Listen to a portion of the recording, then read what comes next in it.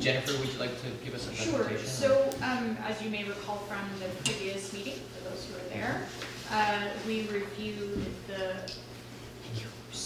potential scope of a revision of the Snug Cove design guidelines, which is an existing older document, and agreed at that time to do a kind of middle of the road update of those guidelines.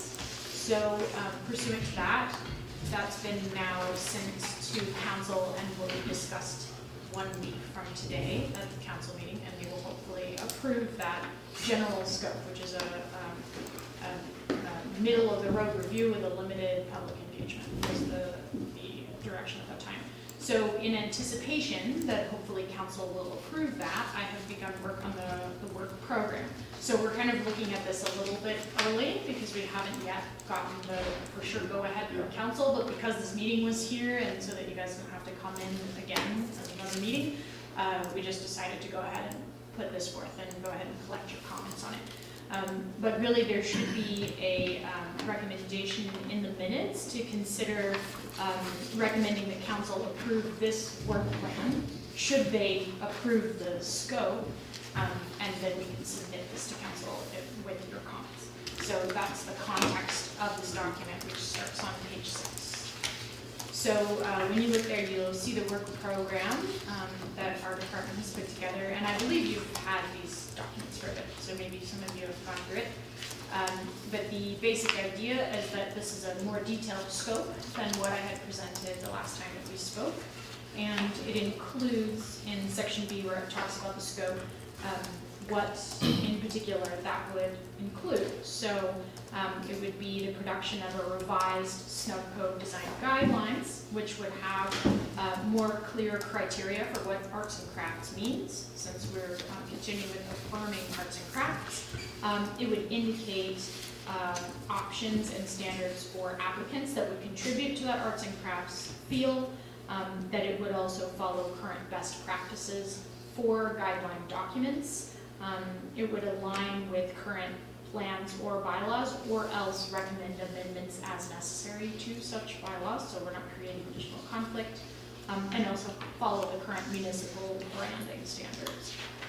It would involve some limited public engagement, and then would also likely call for amendments to some of the other bylaws that currently reference the existing design guidelines in order to update those and make sure that there's no conflicting information. So that's the general scope. If you go to page 7 now, you'll see that it's a very kind of basic timing with a phase 1 and phase 2. Phase 1 kind of follows this process of gathering information, which I call generation, and then refinement. So you go through kind of the generating ideas phase, and then refining that, generating ideas and refining as you get further and further into more detail. And then once that phase is completed, we then would have a document that is ready for council to consider, and then there's an adoption phase that goes through all the processes of referral and all those things. So that's kind of the phase 1, phase 2. Within this document, I'm defining the roles and responsibilities of the various groups, which are pretty straightforward. But so project sponsor is mayor and council, the manager is Daniel, our manager of our department. Project team is planning staff, which would probably be me going forward. And then the key stakeholders includes this panel, but also other members of the public to be identified. And these would be particular members that would have particular interest in this more so than the general public. And then there's also items for the general public. So in the schedule, we would be starting in the second half of November. And I should, let's see, what's the best way to go through this that makes the most sense? So in the develop phase 1, I start with the organization that I followed here is kind of starting with bigger picture stuff and then going into more and more detail as we go. So 1.1, establishing priorities, just tells us in more detail what are these guidelines going to include. 1.2, exploring practices, is more about looking at what other areas are doing and kind of brainstorming about those ideas. So it's more of gathering information. 1.3 on generating the structure is about how are we going to organize these items and what does the guideline document itself look like? What is that structure and how does one communicate these ideas? And then the compiling strategies gets a little bit more detailed on how we would follow those priorities. So what would that exactly look like? So first we compile them and then we refine them. So again, it's this kind of growing and then shrinking, and then finally the drafting of the guidelines where we make sure that everything is following the structure and looking professional and following the branding. And then we move into the adoption phase, which involves presenting the guidelines to council for them to then refer to further committees or whomever they'd like to refer to. And then there's a time to draft bylaws or amend bylaws as needed. And then after council comes back from their time in August, then they would be able to see the new bylaw documents and then at once around it in November adopt everything. So that's kind of the full picture. And then within that, you'll see these letters, S, P, R, S, all these things. So that tells you the S's are of particular interest to this group because S is when I would anticipate there would be an ADP meeting to review the items in there. So I tried to group things together so you would have a meeting in early December on priorities, similar to what we did at the last meeting where we identified high, medium, and lower priorities. And then another one in second week of March that would approve both the structure and also look at the strategies that have been compiled at that point. So trying to kind of combine things together and be respectful of people's time. And then there's another one to just look at the bylaw documents as well. Okay, so the cost estimate on page 9 breaks down anticipated costs of the various pieces. I think it's pretty straightforward here. Most of the costs are either printing or graphics or open house related expenses. There's 2 open houses during phase 1. And then I left a little bit in there in case we needed to get some legal counsel in phase 2 for the bylaw drafting, for a total budget of $3,800 proposed. And then there's a breakdown of the responsibilities for each group on the following pages 10 to 11.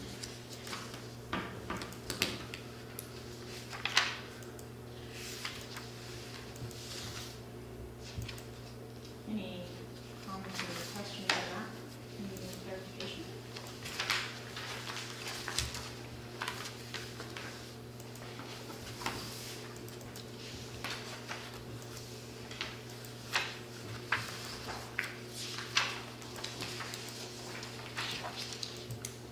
It looks great. We've seen such a detailed work plan, so. I know. Would it be prudent for this table to see the draft guidelines before they're presented to council? Just because there's a big gap and there may be language issues, I don't know. Yeah, Perhaps. so like add another step in April. So like in April or May, put an S in there somewhere. Yeah. Well, and actually, what I was thinking when I did it this way was that there could be where I send out the draft to you all via email, but then a meeting wouldn't necessarily be needed. So that was kind of why I didn't mark it as an S. But maybe it would be worth indicating that, if that is your preference, to have it be an email rather than a meeting. It doesn't matter to me, honestly, with whatever anyone else would like. I think it's great to get an email, but it's also as a fallback if we had a whole bunch of comments going all over the place, we might need a meeting, but certainly the email is I prefer that. I think it's great to get information out that we can think it through. And if there's, but I also think that we should save some space, as you said, in case we needed to It's have. certainly easier to take it out than put it in, so. Yeah. Yeah. That's all I'm doing, Yeah. yeah. If we don't need it, yeah. Placeholder. But, yeah. And the P there is the public open house, but there would Oh, also be a. right.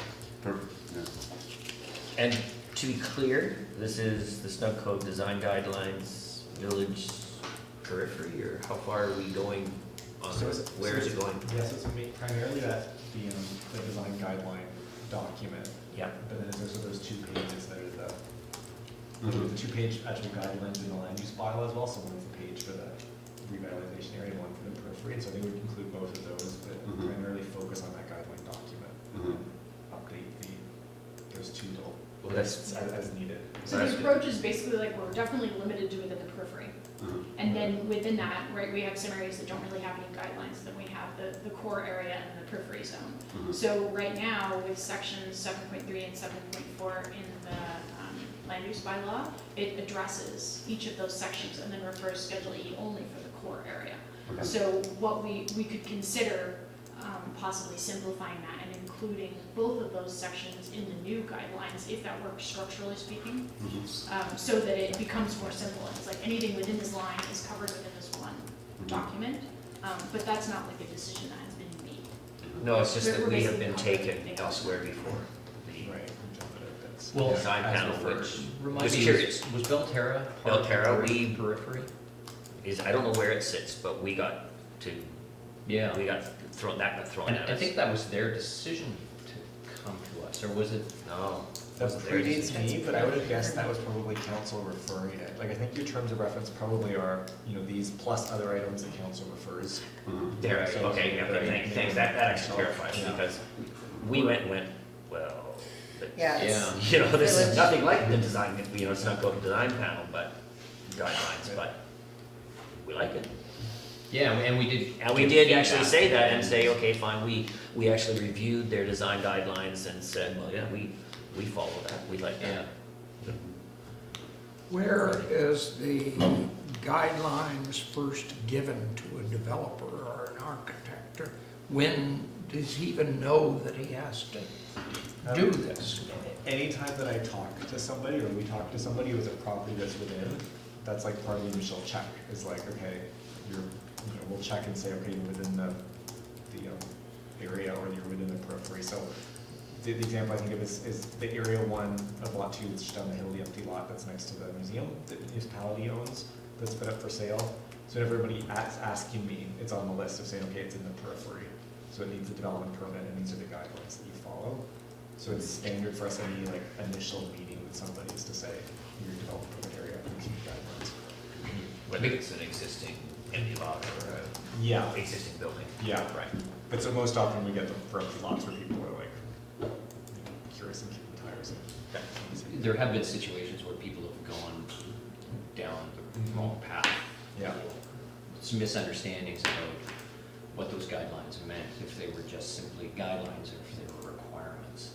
Yeah. And I think we also had a planner some time ago who suggested that they were flexible and could maybe be Adjusted. ignored altogether. And I think just for clarity in terms of where sort of guidelines fall, is guidelines are for any development permit area. They're called guidelines, but in a sense, because they can be varied by, like, the CAO who approves them. And sometimes that's just because sometimes they'll end up with guidelines where there's a few different things, and then it's up to sort of the planner who prepares the permit and the CEO who approves to figure out how those weigh off from each other. Like, you get something that's like, maintain existing trees as much as, or something like that, but then it's like, but minimize rain runoff or something, or there's things where you have to make trade-offs, so you can kind of, there are guidelines in the sense that you kind of have to weigh and decide, okay, how do we best meet the most of the guidelines as possible? It would be nice to find a way to make it more objective, but it's Yeah. really not very possible. There's a lot of subjectivity that has to remain in order for it to function. Yeah. Well, and there are a lot of different approaches that can be taken. So, like for example, one could be, if you want to just follow all of these things and get through the process quickly, you can just do these things and then, have a pretty guaranteed smooth process through the approval process. Or if you'd like to vary it a bit, here's a range of options that you can also take, but that makes the review process more complicated. So it's a way of kind of saying, these can be requirements to go through the quicker thing. But there are also precedent for having requirements in guideline documents, so just because it's called a guideline doesn't mean it can't have base requirements and additional guidelines. Sure. But that's all stuff to be worked out as we move forward. Yeah, like square footages of signages and such. They can be pretty objective. Yeah. Whereas, the size of a knee brace or the color of a piece is a little trickier to And our goal would be that we end up with a document that's much clearer for the people building when they start in an initial meeting, and they can look on our website and find the guidelines, and it gives them a little more clarity in terms of going, especially when you've got a blank site. Right. And you're gonna design something, it's much clearer in terms of like, these are things that we're looking for, and then when we bring it to the panel and we review it, there's more of a checklist a little bit, and then it's saying like, we're looking for these things, and we can say, okay, it seems like you've hit a bunch of them, and so it's all working versus. Even the aesthetics of the document can be improved a little bit to make it more inviting to engage the guidelines. Yeah. Mike, you were regrets the last one, so was I. Yes. Yes, so Yeah, there's, unexpected. yeah, yeah. I think they talked about some of this, isn't that right? Mm-hmm. Oh, absolutely. Okay. Sure. Yeah, Right. and in fact, there's a lot of educating going on in my mind of what took place in that last meeting, for sure. Jennifer, did you want to add some more, or? I mean, I can just clarify that, generally speaking, a good guideline document will, what they call it, like raising the floor without lowering the ceiling. So you're kind of improving in order to reduce kind of worst case scenarios, but also not limiting some of the best creative projects that might uplift the area. So that's the challenge, is to find that kind of simple guideline that's easy to understand, that people can follow, but doesn't limit both creative solutions, but also economically viable solutions. So I think that's going to be kind of the key working space that we're trying to create through the document. Great. Well played. So we're looking for some action on this. So Jennifer, just quickly wrote down a motion. Yeah. So yeah, it's very simple, just a recommendation that the ADP recommend the council approve the working plan here with amendments, considering that indicates that they've already approved the scope. Right. So I just have basically that, approve the Snug Design Guidelines Update Work Plan as presented at the October 21st Advisory Design Panel meeting as amended. I'm not sure how to say that though, in the case that you adopt. I think just leave it at that. Just leave it, and then you'll be able to speak to it when you at the council meeting. Yeah. Okay. And then you'll get a check mark beside. So do you, Very, very minor issue. Yep. On page 56 of 60, I can't figure out, it shows Trunk Road and the grocery store, but the grocery store is on the wrong side, if that's supposed to be. So Ronnie, that's I actually for a got later. stuck with that one too. That's actually for the, for Emma's presentation later, I think. It would maybe help to make And it a north a arrow. little more realistic. I couldn't figure out where north was. See- It's like, see I had to what turn the these paper. The comment has come up. I don't think I'm a voting member of this group, so I don't think I can move the motion that Steph's got. Yeah, so I'll move for that motion as she worded. I would second it. All in favor? Super. That passed.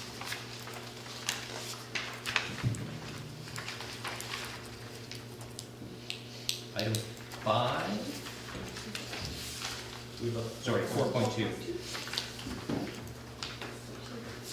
And Emma, you're on. Oh, sorry, Jennifer, you're still speaking to that one, or is Emma? No, I'm finished. Oh, sorry, Emma, I didn't see your name.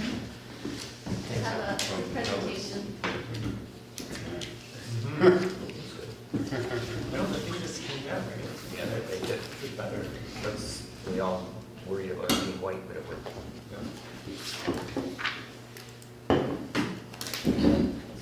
This is a development permit application for 494 Bowen Island Trunk Road.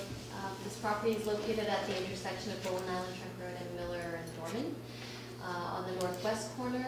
This property actually applied for development permit for building envelope restoration work earlier this year. And I think most of you will recall that application with the siding, colors of the roof.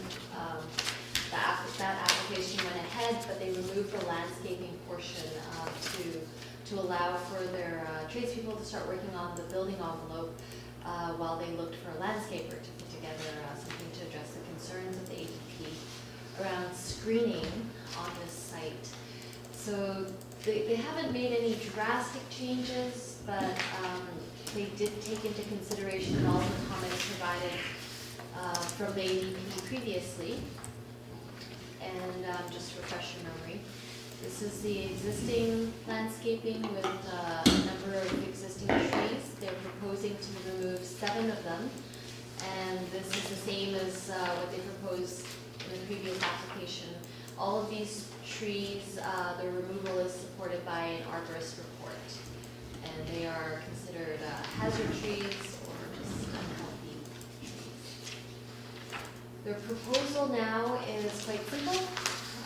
They're looking to replant 7 trees. 3 of them are firs and 4 red cedars. These photos are just for illustration. I don't know if they look exactly like that. But, you know, coniferous trees, they are slightly expanding the garden bed and covering the remainder of the ground with sword fern. And they have proposed hydro seeding for the remainder of the site, which is mostly grass right now. The permit will contain a condition to have the stumps ground so that they won't be unsightly, and hopefully the seed will take. We did refer this internally, and Parks and Environment did come back with a comment. They have a preference for an alternative to hydro seeding, and to use drought-tolerant, non-invasive grass seed instead of hydro seeding, along with some sand and nutrient-rich soil. They believe that would be contain a lot less potential for weeds and other invasive species. This is a fairly small site, so I think that's a reasonable ask, and that may be included as a condition of the permit. So other than that, staff is looking for feedback from the ADP and ultimately hoping to move this application forward.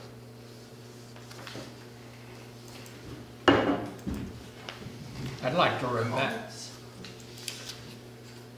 congratulate them on their presentation. I've never seen one like this before, and or as good or in detail.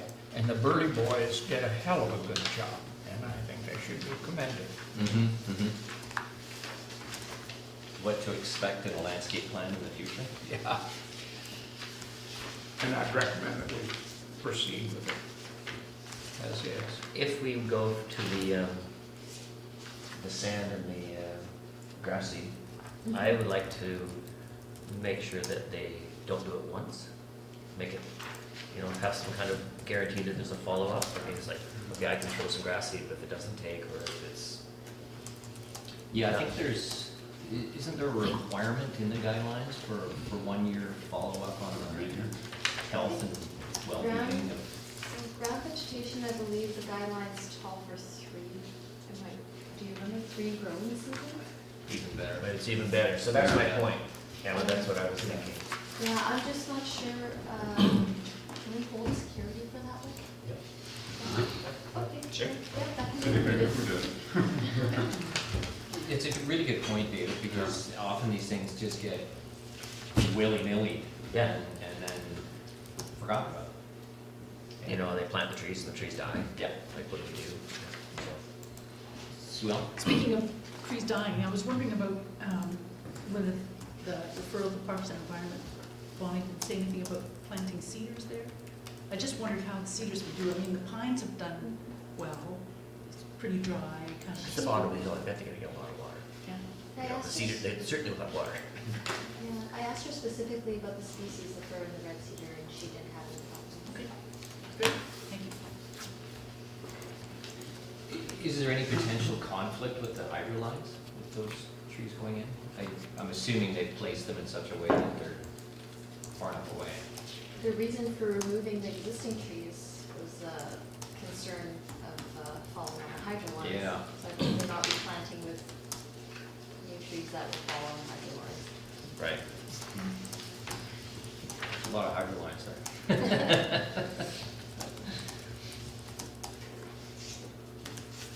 Well, I would rather, I think that we can support it. My first initial reaction when they came to us for the the roof and the siding was, oh my God, they're gonna take all that's out, so we big change, and then of course, that's a good thing, that's true, it's going to be, but I can't fight the fact that if it was my house and I had pine trees growing over the top of my roof, I want them gone too, and they're split, and they're gonna be, it's gonna be a problem.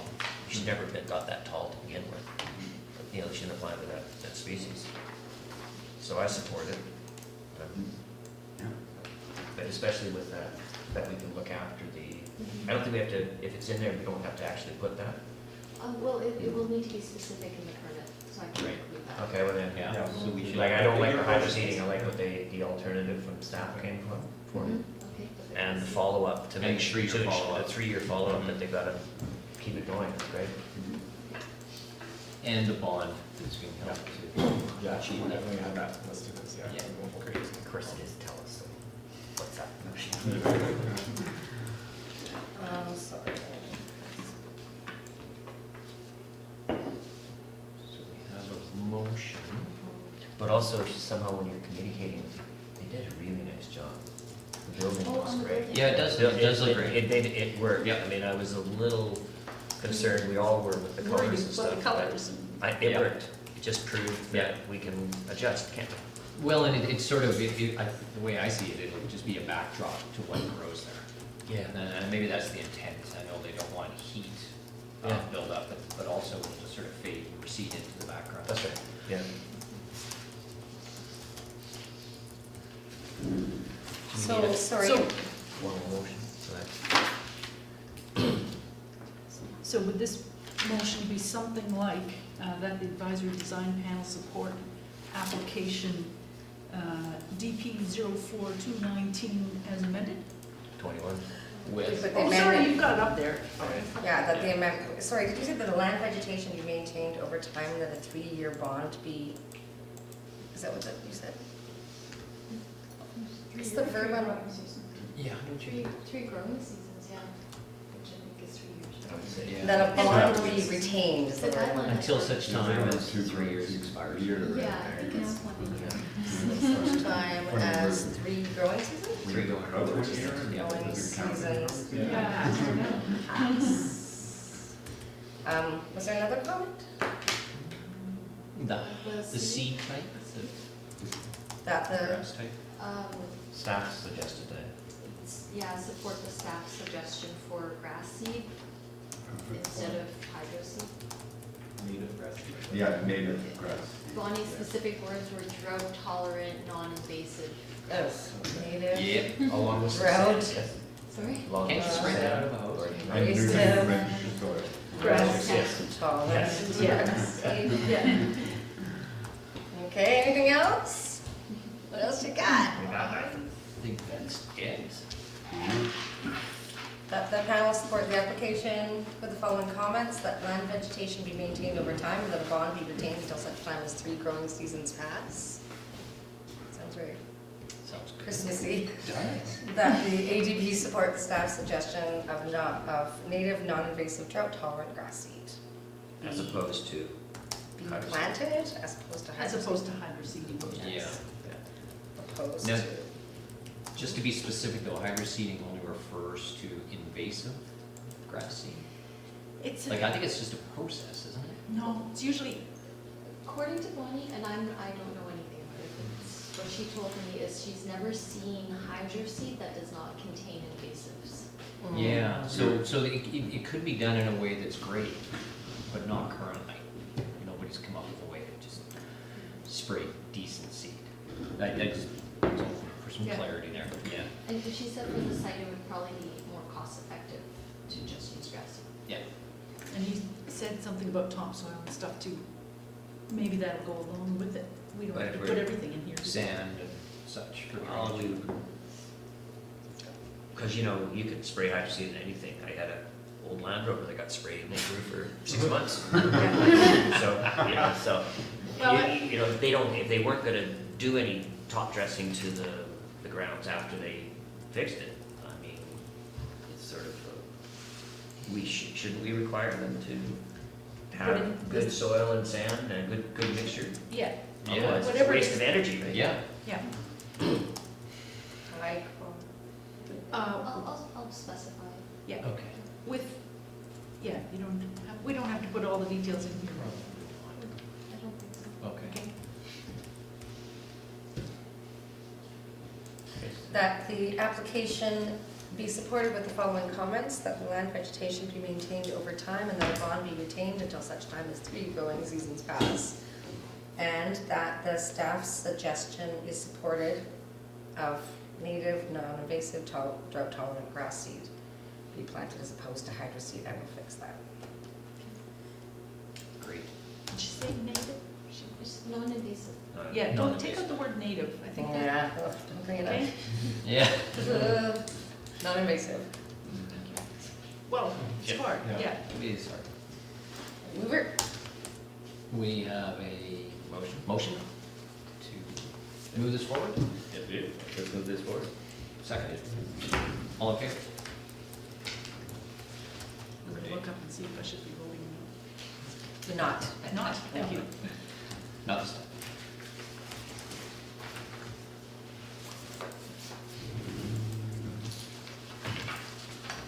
Okay, so 5, new business. And Emma, you've got active design to present that, right? Thank you. Not to be confused with the Snug Cove design guidelines. Which threw me for a while, actually. Yeah. These ones are not part of the development permit area, so they don't quite have the same teeth as the Snug Cove guidelines would have. But we are trying to encourage more active living in the community. This came out of the transportation plan. Actually, let's see if I have this. Yeah. So transportation plan was adopted last year by council, and one of the high priority elements is to develop active transportation design guidelines, and that would be applied to new development on the island to encourage more active transportation. And when we talk about active transportation, we're talking about means of getting around that are active. So the most well-known would be walking and cycling. And active transportation is an integral part of a broader concept called active living, which refers to incorporating physical activity into your daily routine, such as how you commute, how you get around inside and outside of buildings, and spending time outdoors.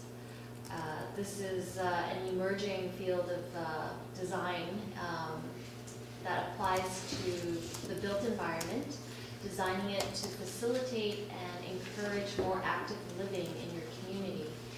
And the practice is called active design, and we've expanded on our priority element of active transportation guidelines to incorporate active design, to incorporate all facets of your daily routine to be more active. And more communities are developing these type of guidelines. We've structured this to apply to the 3 main stages of development: planning, subdivision, and at the building site. I'm just going to run through each section quickly, and then we can have some discussion and feedback. The first stage of development, planning, is really more conceptual, conceptual layout of land uses and circulation patterns. And in response to your comment, Ronnie, this diagram is a generic diagram that is used in a lot of active design guidelines. It's not. No wonder I had to keep turning it and never But it's quite. very confusing, yeah, because it has a trunk road, and we have a specific trunk road. So I'm actually looking to just edit this graphic and call this a different name, just like road. or- Yes. Yeah. That's a good one. No, somewhere else. Road. Yeah. Non-Bowen or something. And we have a single grocery store. Yeah, Sort of. so it looks a lot like our road. But this is really conceptual, and the guidelines for this stage are broader, higher level type of guidelines, talking about general connections and mix of land uses, things that would encourage more active ways of getting around. Then the second stage is subdivision. This is where we're talking about legal lot lines being established on the ground. And the guidelines here focus more so on balancing our road space and providing infrastructure that provides more choice for people to get around. including public amenities that make it more welcoming for people to be outside. So as you see, these are examples of the different guidelines included. And lastly, the building site focus off, as it says, on the building. And here we're talking about single-family development mainly, but also as well public spaces and commercial spaces. And here we're really focusing on deprioritizing the vehicle and making it attractive to the pedestrian on the street level, from the building facade, and also from a practical standpoint, how you get around inside and outside the building should be accessible for all ages and abilities. The next steps for these guidelines right now is to bring it for adoption after the referral process, so gathering all the comments from various committees and bringing it back to council, hopefully for adoption this winter, and we have a communication plan for engagement throughout the spring, including a workshop with developers and also the greater community. We want more awareness about active living in the community and to create that demand for developers, that people actually want developments that are more active friendly. So, oh, and I forgot to mention, yeah, we will eventually be applying this document in planning reviews for discretionary development approvals such as rezoning and subdivision. Where we do have some discretion, we can use these as a guideline to help us decide extra bonus points, I guess, in deciding over those types of applications. So the questions I have on board in the referral letter are just general questions, but I'll open to any feedback and questions you may have. Looking to see, oh dear, this is the old app. This is the old presentation, isn't it, Steph? Yeah, I only got a new staff report. Recreation Commission. Yeah. No, this isn't bringing them out, I didn't think about it. The staff report has, this is the ADP presentation. Yeah, it's in the staff letter. But the staff letter has, Sorry, do you want me to exit out of this? questions.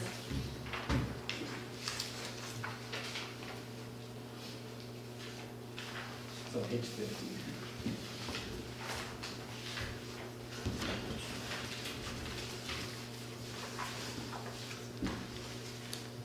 Thanks.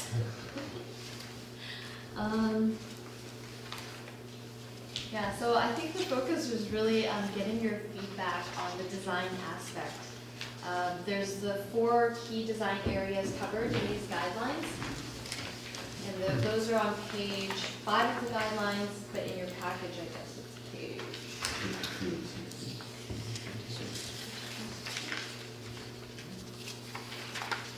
Uh, 41, I think.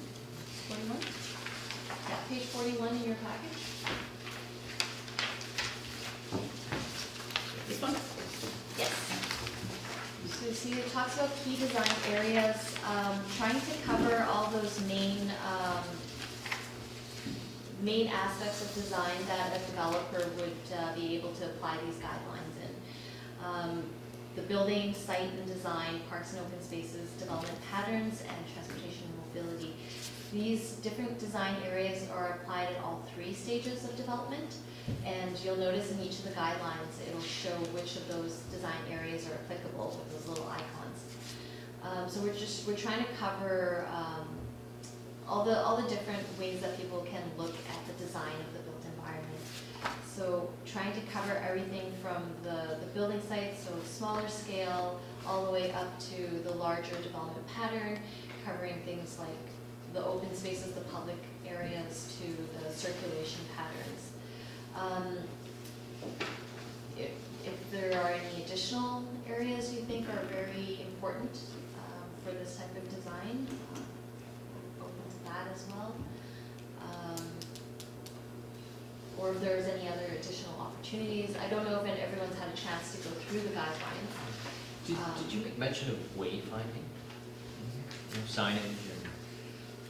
No, but that's come up a couple of times, so I do intend to include a guideline for wayfinding.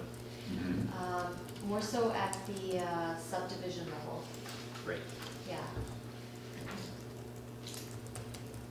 it seems to me that a lot of these bleed right into the idea of the design guidelines for the code even. There's a lot of overlap in general way of thinking about them, or the way that you want to encourage developers to think about them.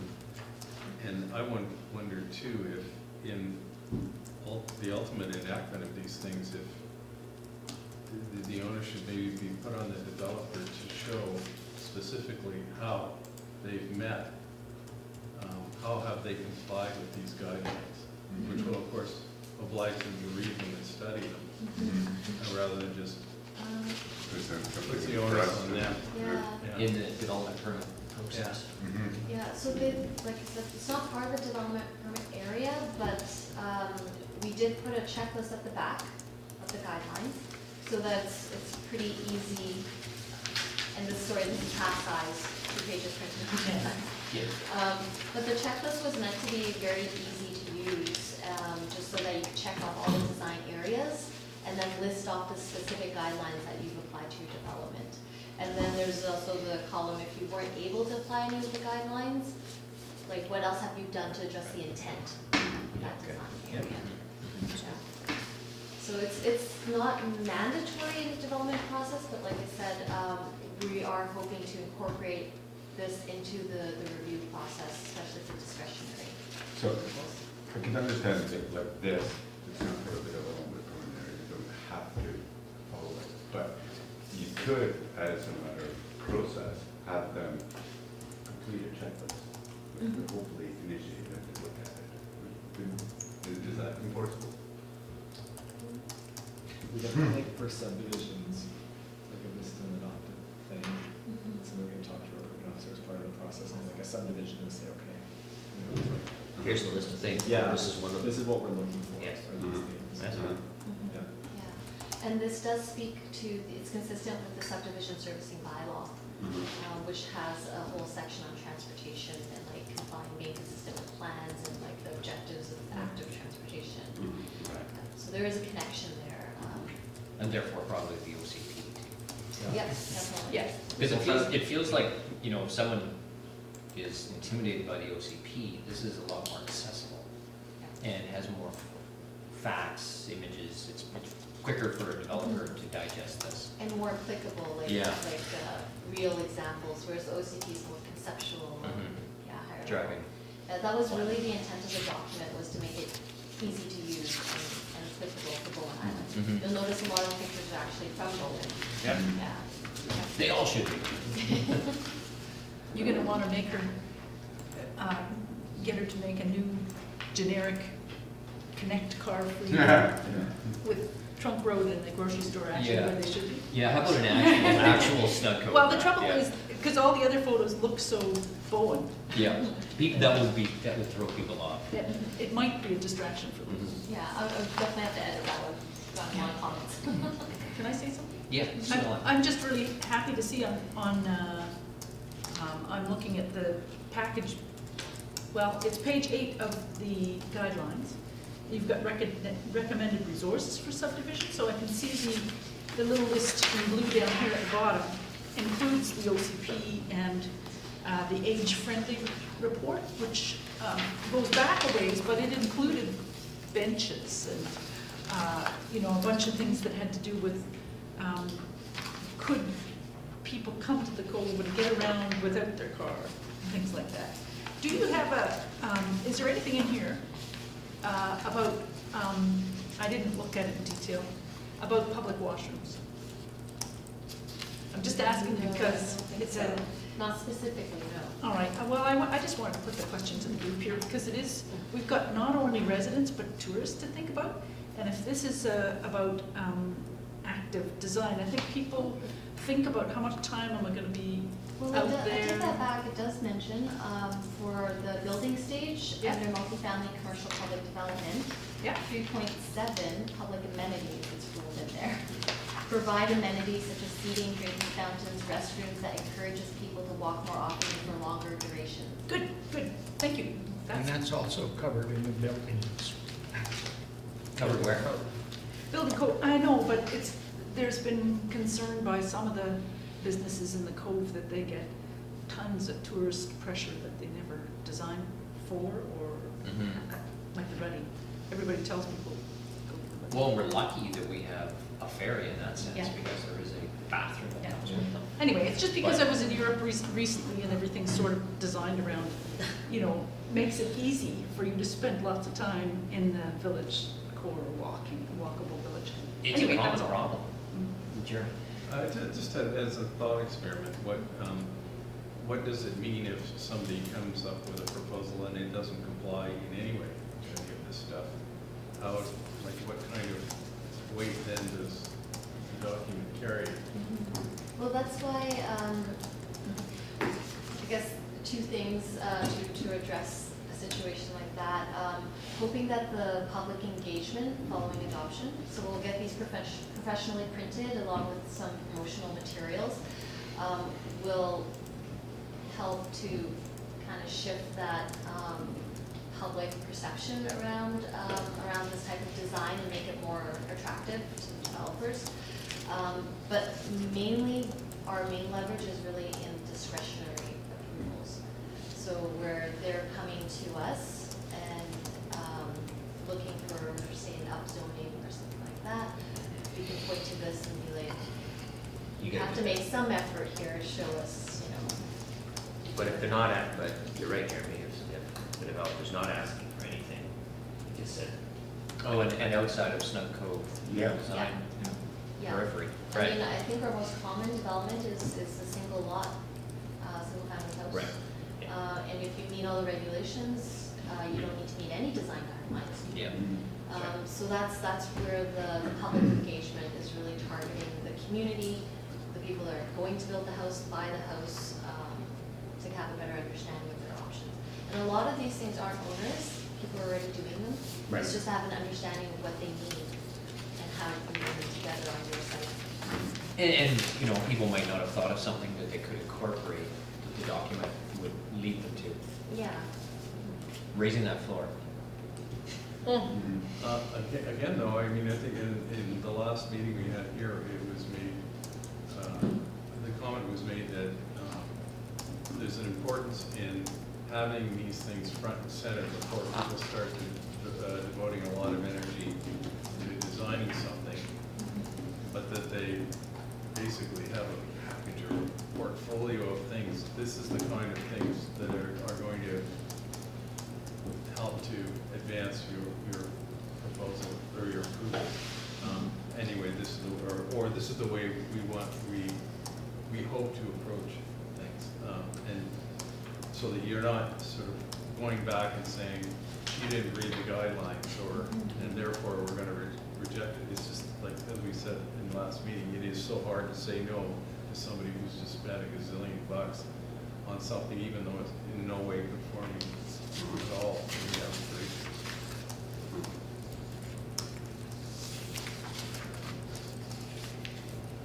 Other comments? Yeah, I have one. Again, it's not on the planning end of it, but I noticed that in the drawing here showing the grocery store, you refer to it as Trunk Road. Trunk Road is officially Bowen Island Trunk Road. Now that causes a lot of confusion because most of the ambulance, fire, emergency things can't find Trunk Road sometimes when people call in because it's listed under the B's under Bowen Island Trunk Road. And it's a very minor thing that the Muni could take care of by just removing the Bowen Island in front of it. Oh, hell, our road was called Government Road. Yeah. So, Right. all of a sudden became, Department of Highways all of a sudden called it Bowen Island Trunk Road, and that stuck. And we inherited that, but it's not, we could have a contest on Bowen. You did those. It's not a very pretty name. Slug road. You did those slug things. My point No, we're not gonna call it Slug Road. That's not the word. I think the results look gorgeous. A little off topic, but I'll make a note. I had never heard that before. Thank you, Brett. But I don't like the name. Careful, let's get a stick now. Sluggy Slug McSluggy road. face. Something like it. But that, Ronnie, that's a great point, that if it's Bowen Island Trunk Road as opposed to Trunk Road, Yeah. and you're trying to get an emergency organized, I'll take it to the emergency committee. Yeah. and then they can deal with it. Thank you. They don't call it government road anymore? No, Jeez. I got the old I've been map. making Yeah. that mistake for a long I time. got the old maps, that's what they call it, it's government road.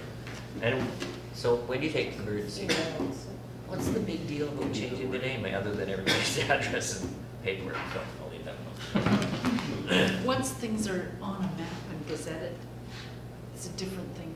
Do you remember them changing the name of Deep Bay to Manning Bay? It took like 5 years, but anyway. I'll bring it You up. referring to Well, Hotel Hillcrest. Bay?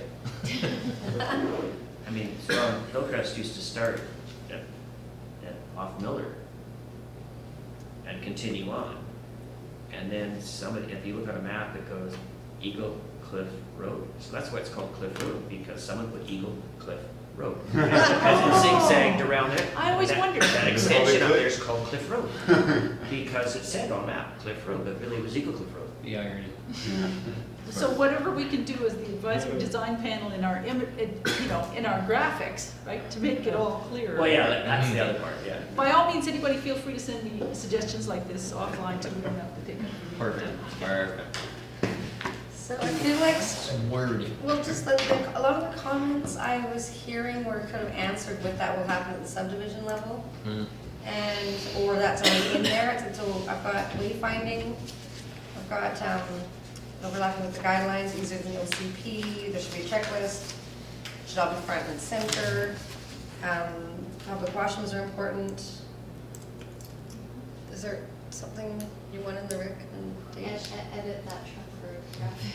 Yeah. But that, do you want that in the resolution? Oh, no, we should No, hear up to- gathering comments. Yeah. This one. But are do any of those, But we're not doing Are they resolution. words? There's no We're just resolution on commenting. this though, right? Staff, we're Just not, comment. we're not doing it. but it's nice to have a group. She's gathering up comment. the. You're Gathering it gathering up, up your right like it about. Tie a bow on the top. Well, Yeah. it's nice for staff, 2 weeks from now, they're going, what did they say? What Yeah. were the main points? Well, I would, You- yeah. List of items to be considered, These- I these- guess. Well, I guess these it are could just great be in the design minutes. guidelines. Yeah, Uh, yeah, true. They should really do, have a reference.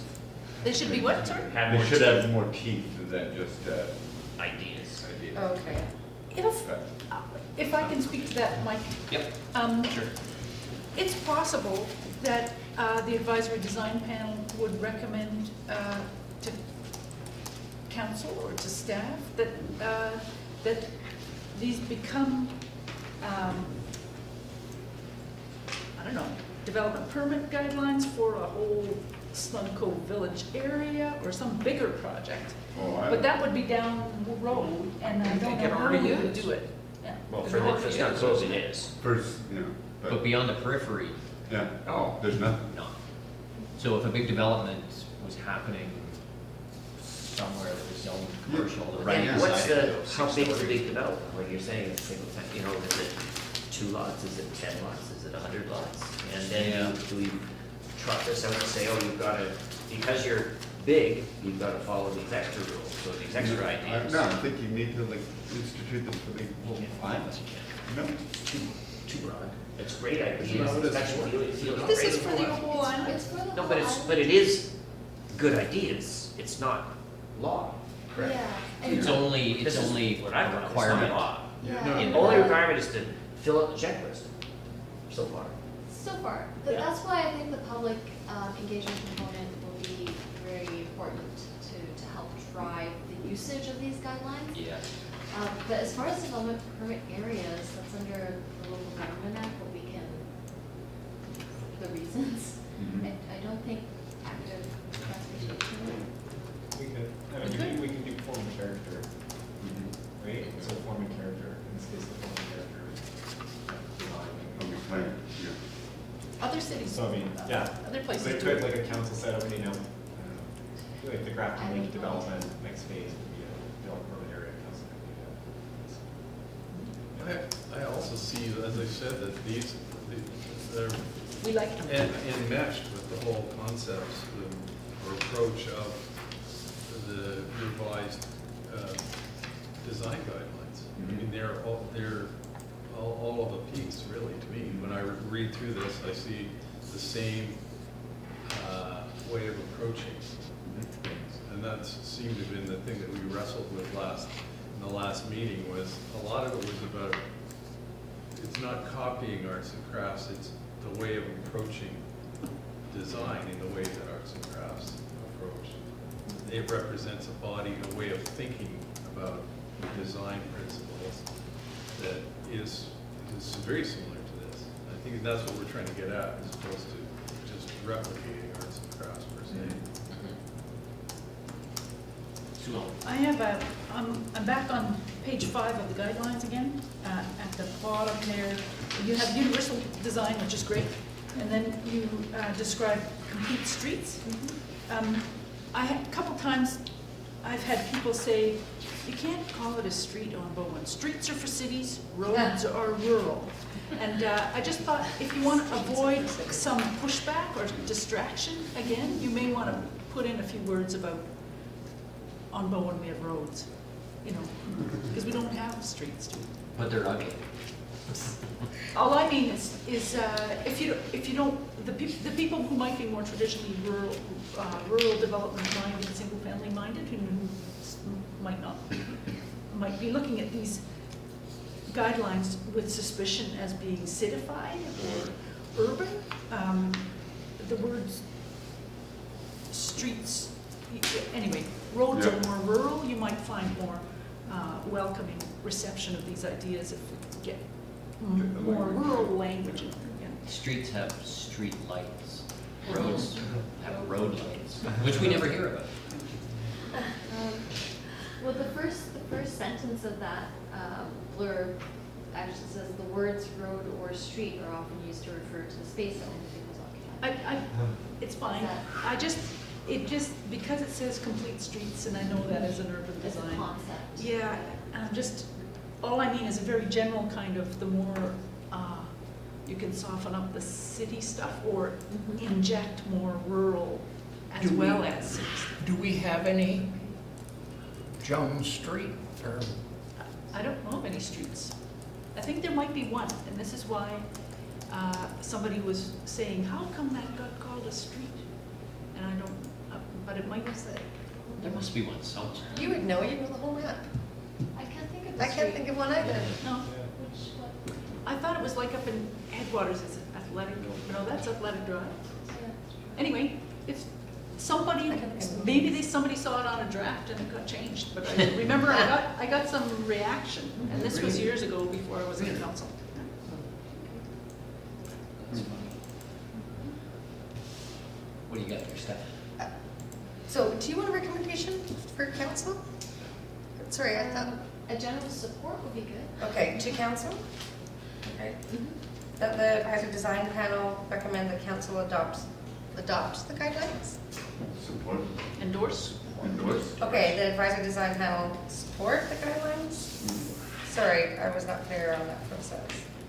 Support the active design guidelines as presented at the October 21st meeting with the following comments. I'm still not clear on what you want them to have more teeth? Well, okay, no, I was just thinking like, these are good design principles Yeah, anyway, okay. you know, That's it's what like, you're- Yeah. if they have no teeth, then it's not worth the paper it's printed on. Well, it might be giving it too much acceleration to Yeah. ask it to have more teeth Yeah. at its inception. And I like the idea that the public, that you want the public to be more engaged, but in reality is that they'll either buy that because they have them some of these, or they'll say, well, stay away from there, it doesn't have those kinds of things. So it may take a while for that to get through to a developer, that they actually do like these guidelines and they support it. And I think that if a developer on this island wants to make it work, they're going to follow an awful lot of this because it is the way it's designed.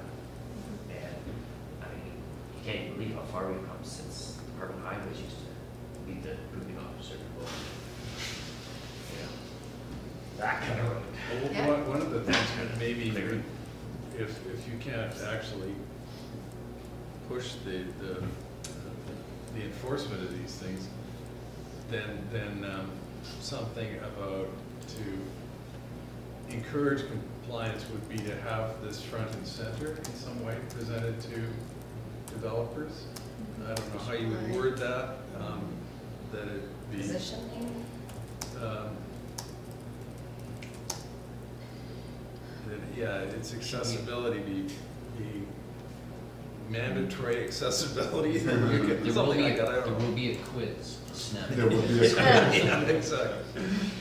I think what we're hearing is that the design, correct me if I'm wrong, but the advisory design panel wants, is keen for whatever ways we can find to get developers to actually follow these guidelines. Engage with them. Yeah. Get excited about them. Mhm. Yeah. So why don't you say that compliance and engagement be encouraged? Yeah. Yeah, Yes. Leave it to, but that's, through text and graphics. oh, That's it. No, just encouraged. Yeah. Because it could also be through staff meeting with them. Oh, true. Or Yeah. something on the website, True. or, yeah. but yeah, again, back to that list I did before, is there any other big point that you guys want to include in that? Is there, I mean, like any document, this would be malleable over time. It would be updated, there'd be a process for, like an OCP, you know, every 3 or 5 years or something. And, well, Every our 10 or OCP is 12. 10 or Well, 12. most municipalities are actually longer than the 3 to It's 5. supposed to be, yeah, 3 to 5. So there'd be something that required that review every So 3 take a years. look at the design guidelines in front of you. How long ago that I was? put them back in my. I know, I got the original one as well. That the document be reviewed periodically? Be updated? Yeah, I mean, you've obviously been thinking that that's part of the process. What time frame are you maybe thinking of? There is no review process for the guidelines, per se, but I think that could be initiated, by council. Yeah. I mean, it's Great. following best practices of the time now, Mm-hmm.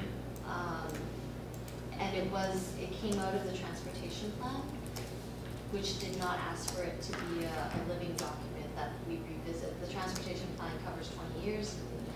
Great. It's a one-time document in Gotcha. that plan, but I mean, I think it could be updated periodically. For example, after the next OCP update or review, right? Mhm. Or after we start implementing some kind of climate change plan actions, or who knows what other changes could, the transportation plan is half done, then maybe we will look at it again, something. There'll be Yeah. different triggers Yeah. and it'll be up to, Sure. and this group at Just any leave it. time can Yeah. recommend to council that Just leave it. it be updated, Mhm. you know. Well, that's what we're doing with the design guidelines, and that's where this came from, as you say. It was Yeah. something that was a work in progress, and someone will make a decision at one point that we should revisit any number of Yeah. things on this island, and we do. So I don't think we have to put that in our recommendation. Sure. So did you want to say something about wayfinding or public washrooms? I think we made some comments to staff, that's, they're in. Okay. She's already got Yeah. them on her list, yeah. Very nice. Yeah, Okay, so we're just going for compliance. Perfect. That's it. Perfect. Yeah. Let's do Compliance and it. engagement, does it say? Engagement. Yeah. Good. I just got one bullet. Yeah, All right. perfect. I like that. So the panel support the guidelines as presented and amended. The active, what is it called? I'm just sorry, Yeah. skimming over the long words. At the October 21st meeting with the following comments, that compliant engagement be encouraged. Hmm. Perfect. Perfect. Okay, I agree. Reverse. so who wants to move it? Let's move for anyone? I'll move it. I'll second. Perfect. All in favor? Good. Thank you. Wonderful. Thank you. Thanks, Ellen. Thanks.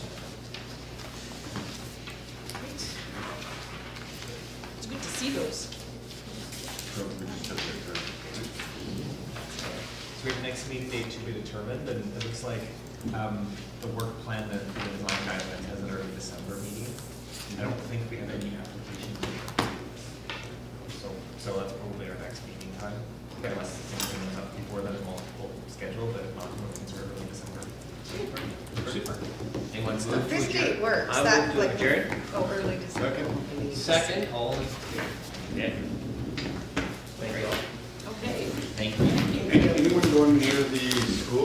Yeah.